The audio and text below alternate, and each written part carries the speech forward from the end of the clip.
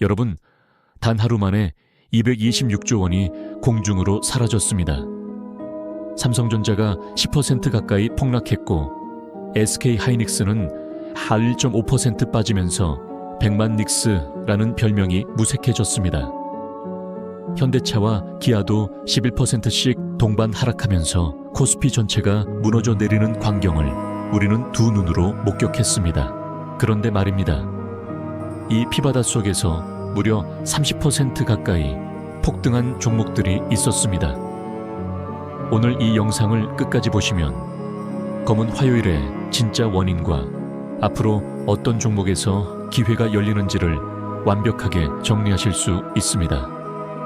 안녕하세요. 고진감돈입니다. 삼성전자 들고 계신 분들, 솔직히 말씀드려도 될까요? 19만 원대 삼성전자를 보면서 이게 맞나 싶은 현타가 오기 마련이죠. 적립식으로 꾸준히 사모았는데 출근길 MTS를 열기가 두렵고 밥을 먹다가도 괜히 핸드폰을 확인하게 되는 삶 아니겠습니까? 내가 무슨 잘못을 했나 싶고 그냥 예금 통장에 넣어둘 걸 하는 후회가 밀려오는 게 요즘 개미 투자자들의 현실입니다. 그런데 말입니다. 판을 뒤집을 일이 일어났습니다. 하루 만에 코스피에서 시가총액 226조 원이 증발하는 역대급 폭락 사태가 터졌습니다. 이게 단순한 조정이냐 아니면 트렌드 전환의 신호탄이냐, 오늘 그 실체를 낱낱이 파헤쳐 드리겠습니다. 자, 먼저 이 사태의 발화점부터 짚어봐야 합니다. 중동에서 불이 붙었습니다. 미국과 이스라엘이 이란을 정조준하면서 군사적 긴장이 최고조에 달했고 결정적으로 이란이 호르무즈 해협 봉쇄 카드를 꺼내 들었습니다. 잠깐, 호르무즈 해협이 뭐냐고요? 쉽게 말하면 중동 원유가 전 세계로 나가는 단 하나의 출구입니다. 전 세계 원유 물동량의 20%가 이 좁은 해협을 통과하거든요. 이란이 이 길목을 틀어막겠다고 선언한 겁니다. 당연히 국제유가는 폭등 조짐을 보였고 고유가 고환율 고금리 가능성이 동시에 시장을 강타하면서 투자 심리가 순식간에 얼어붙어 버린 거죠. 특히 현대차와 기아 투자자들의 피해가 컸습니다. 호르무즈 해협이 봉쇄되면 중동을 통한 수출 물류가 막히고 원자재 조달 비용이 치솟습니다. 자동차 한 대를 만드는 데 들어가는 부품과 원자재 중 상당 부분이 중동 공급망과 연결돼 있거든요. 현대차 11.72%, 기아 11.29%. 두 종목 합산 시가총액 손실만 수십조에 달합니다. 미국인 투자자들은 작정하고 물량을 쏟아냈습니다. 이날 하루에만 코스피에서 무려 1조 원을 순매도했습니다. 삼성전자 한 종목에서만 3조 2,100억 원, SK 하이닉스에서 1조 1,200억 원, 현대차에서 3,210억 원을 털고 나갔습니다.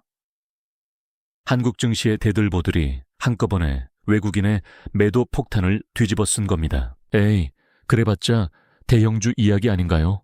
라고 생각하시는 분들 계실 겁니다. 하지만 이번엔 다릅니다.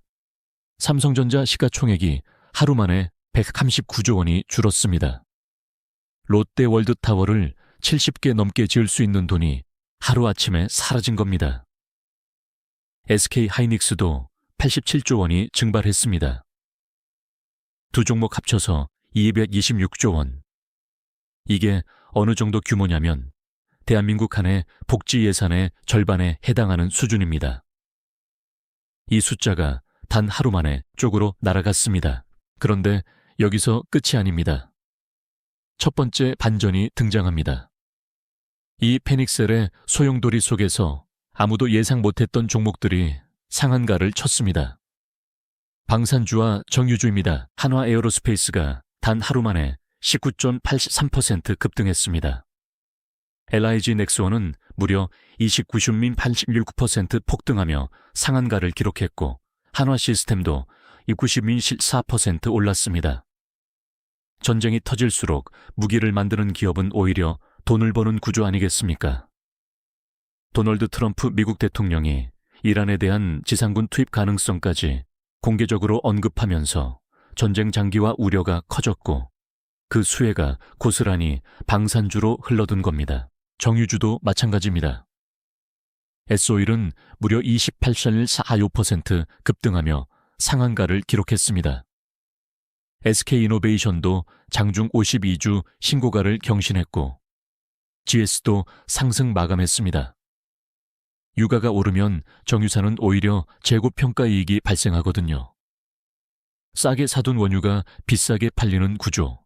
이게 바로 정유주가 유가 급등 구간에서 터지는 이유입니다. 자, 그럼 진짜 본 게임으로 들어가겠습니다. 이 상황에서 각기 다른 포지션을 가진 3명의 투자자는 지금 어떤 상황에 처해 있을까요? 실제로 숫자를 뜯어보겠습니다. 첫 번째, 김대리, 28세, 사회초년생, 삼성전자 1,000만 원 보유. 김대리는 입사하자마자 삼성전자를 적립식으로 모아왔습니다. 평당가 21만 원으로 1,000만 원 어치를 보유 중이었죠. 이날 삼성전자가 9.78% 빠지며 19만 5,100원에 마감했습니다. 하루 만에 평당가 대비 손실이 7%를 넘어섰습니다. 1,000만 원짜리 투자금이 하루 만에 70만 원 가까이 증발한 겁니다. 편의점 알바 한 달치 월급이 하루 만에 사라진 셈이죠. 더 무서운 건 따로 있습니다. 김 대리는 이 폭락을 보면서 에라 모르겠다, 손절하자는 충동이 생길 겁니다. 그런데 이 순간 손절하면 진짜 기회를 놓칠 수 있습니다. 이 부분은 후반부 전략 파트에서 반드시 짚어드리겠습니다. 두 번째, 이 가장, 이 45세, 중간소득 가장, 삼성전자 플러스 현대차 각 2천만 원씩 총 4천만 원. 이 가장은 보수적인 성향의 가장입니다. 대한민국 대표주 두 종목에 4천만 원을 분산 투자했습니다. 분산했으니 괜찮을 거라고 생각했겠죠. 그런데 이날은 달랐습니다. 삼성전자에서 0.88%, 현대차에서 헤비션 0.72%가 동시에 나왔습니다. 두 종목이 함께 폭락한 겁니다. 계산해 해봅시다. 삼성전자 2천만 원 x 9.88% 빠른 약 198만 원 손실. 현대차 2천만 원 x 21.72% 낙가라는 약 35만 원 손실. 합산하면 단 하루 만에 433만 원이 증발했습니다. 샵 33만 원이 어느 정도냐고요? 이 가장 가족이 제주도 여행을 2번 다녀올 수 있는 돈, 혹은 자녀 학원비 6개월치에 해당하는 금액입니다. 그것도 삼성전자와 현대차라는 대한민국을 대표하는 우량주에 분산 투자했는데도 말입니다. 그게 하루 만에 사라진 겁니다. 이 가장은 오늘 저녁 밥상에서 아내에게 뭐라고 설명할까요? 세 번째, 박 본부장, 52세, 고연봉, 방산주에 1억 원 투자. 박 본부장은 남달랐습니다. 중동 지정학 리스크가 확대될 조짐을 미리 읽고 한화 에어로스페이스와 LIG 넥스원에 각각 5천만 원씩 분산 투자해뒀죠. 주변에서는 왜 방산주야? 지금 반도체가 대세지 라고 핀잔도 줬습니다. 그런데 결과를 보십시오.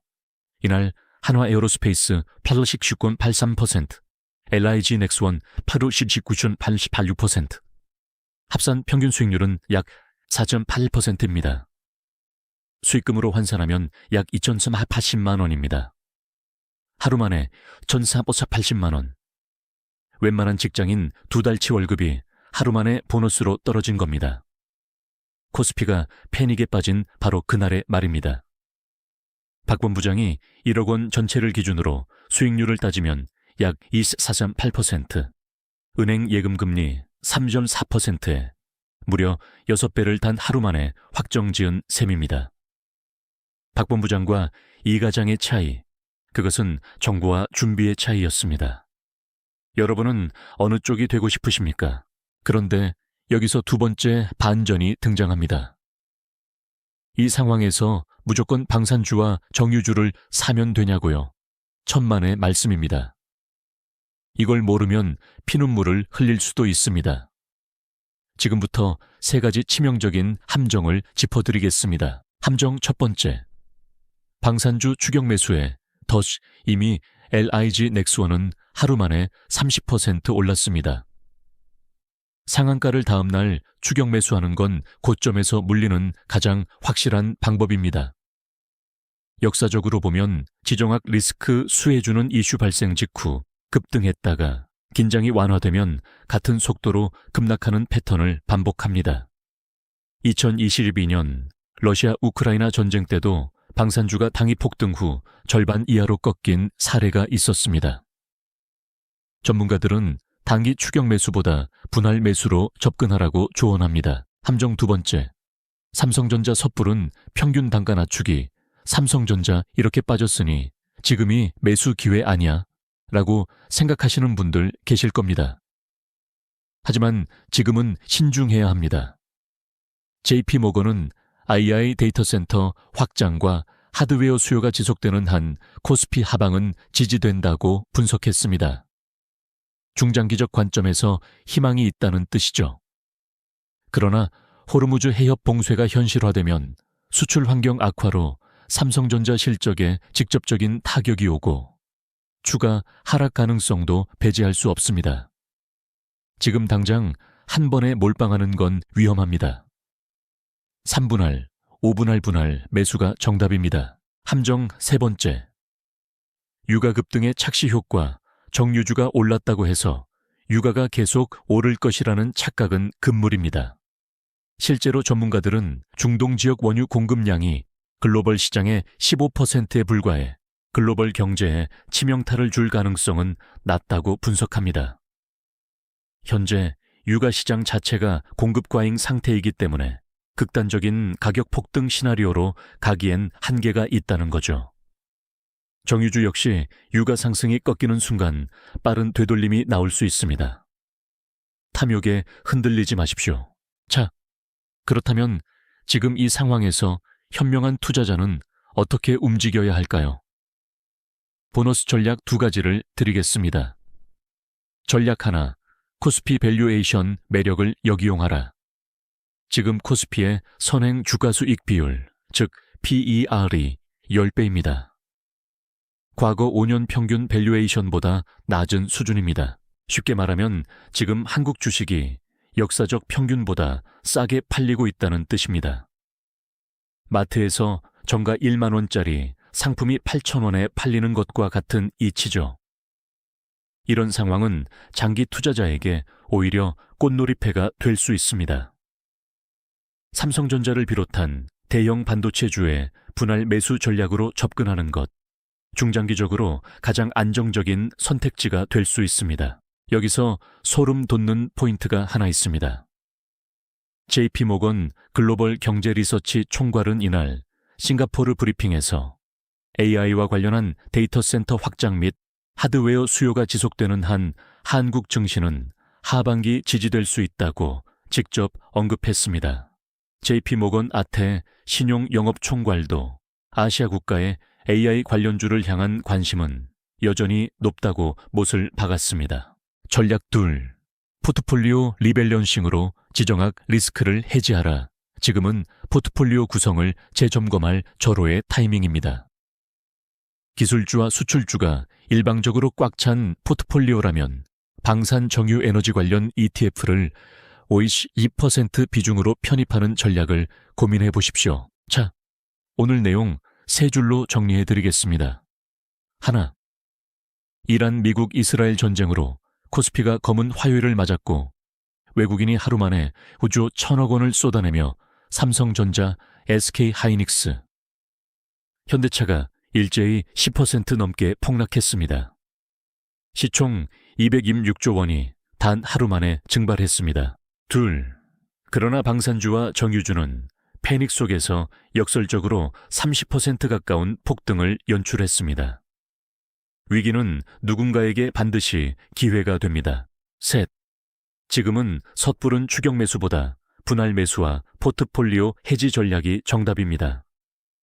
코스피 PER 10배라는 역사적 저평가 구간, 중장기 투자자에게는 오히려 기회의 창이 열리고 있습니다. 누군가는 오늘 이 영상을 보고 아, 그렇구나 하고 그냥 넘기겠지만 누군가는 지금 바로 증권사 앱을 열고 자신의 포트폴리오를 점검할 겁니다.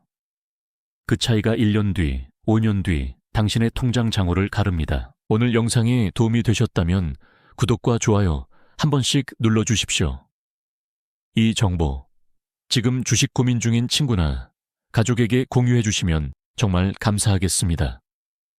우리 다음 영상에서 또 만나겠습니다.